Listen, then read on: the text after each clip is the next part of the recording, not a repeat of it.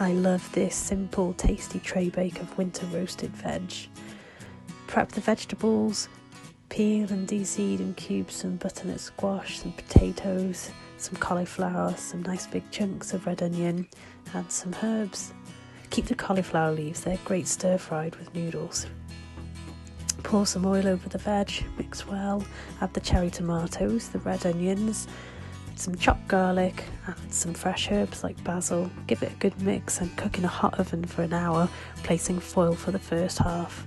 While the veg is cooking, make the harissa dressing with some olive oil, cumin, tomato paste and lime juice. Mix well until smooth paste. And when the veg is cooked, pan fry the white beans with some oil until crisp and brown and toasted, and season well with salt and pepper.